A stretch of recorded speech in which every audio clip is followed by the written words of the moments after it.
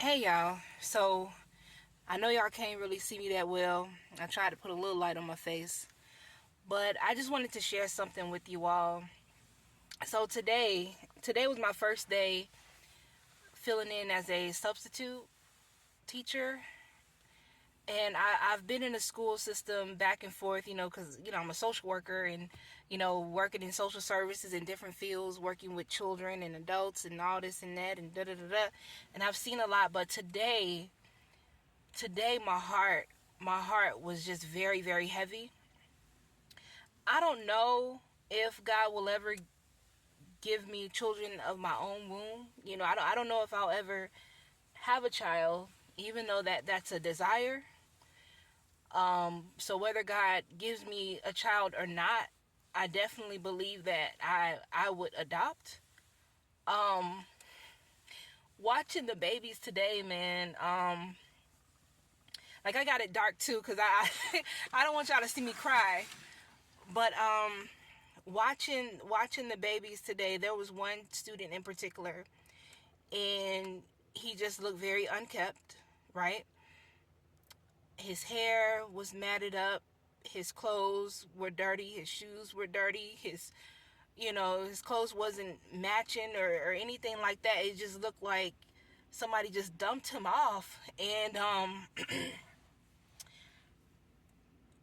my heart is heavy, not just because of that, because I've seen that before. Like I said, I've been working in social services, and I've been a social worker. So just seeing those things, or even being in school with people, kids that would come to school like that. But the thing that really hurt my heart the most about this student was overhearing the school counselor talk to him.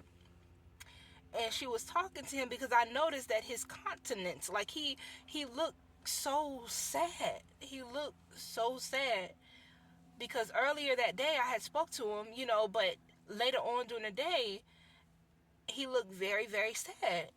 So the school counselor was talking to him, um reassuring him that the other counselor that I guess was meeting with him before, that she didn't leave because of him.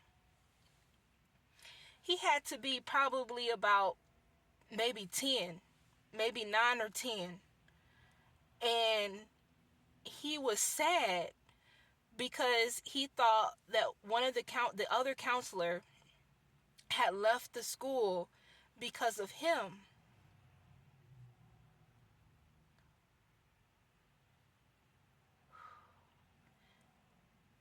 And it made me think about just like what is his home life like. I know here in Chicago there are a lot of children who need foster homes, because before, like, when my husband was working, we had started to look. We looked. It was like a list of like so many children. There was one young lady we were looking at, possibly fostering and then adopting. Her name was Nevaeh. Nevaeh. And I think she was like 14 at the time. But anyway, but of course, my husband, his health and all these different things happen, and but it's still very heavy on my heart, and heavy on my husband's heart, because my husband grew up in foster care. He got into the system. Him and his sister got into the system when he was 6. And thinking about the things that he went through with the family that he was with for 10 years, and the things that they did to him, and then also the things that happened to him when he was in group homes before he was placed in this foster home. It took me back to thinking about my husband when I seen this little boy, and him thinking that the teacher, not the teacher, but the counselor left. The counselor left the school because of him, and the other counselor was just reassuring him and saying, no, it's not your fault that she left. That's not your fault. So I can only imagine what this little boy is going through at home, if he even have a home, if he's not in a group home somewhere, or whatever it is.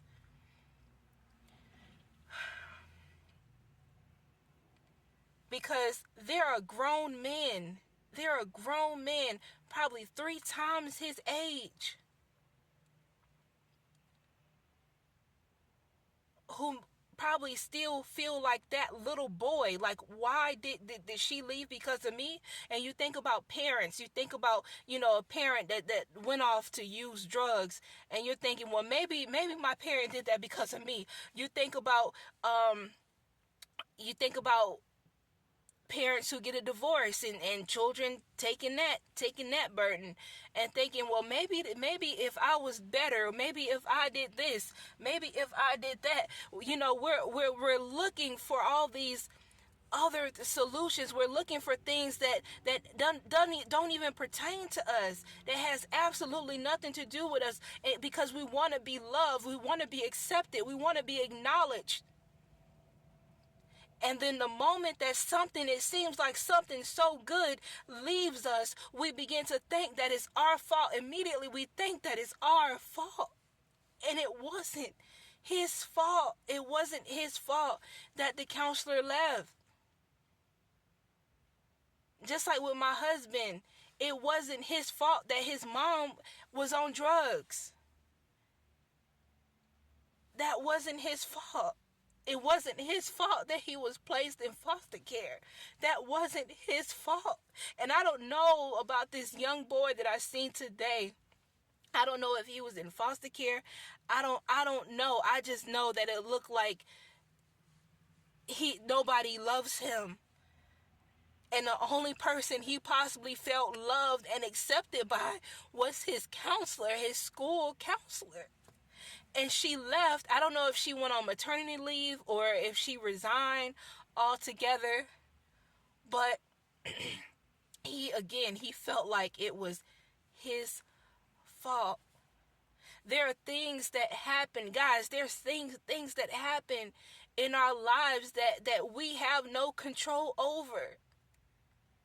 It's not your fault that your parents left. It's not your fault that your parent was on drugs. It's not your fault that your parents separated or got a divorce or anything like that, man.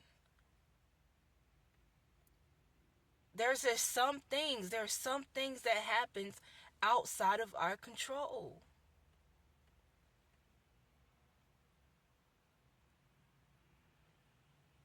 Some things we just can't control. And I'm just thinking about that little boy today.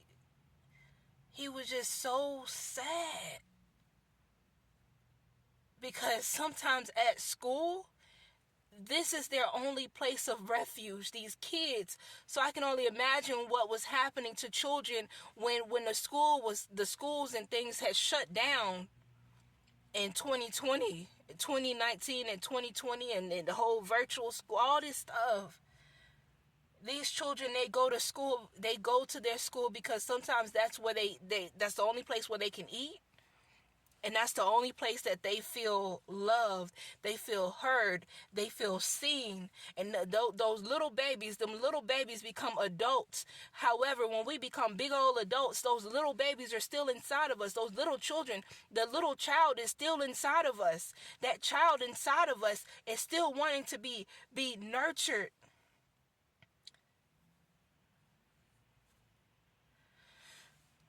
I'll come back because I'm just super emotional right now. And I don't know, maybe because I'm ovulating, I don't know. But I just wanted to share that with y'all. Suppressed wounds, redemption and recovery. When suppressed wounds begin to heal, together we can heal. I'm Christina Jones. You all be encouraged.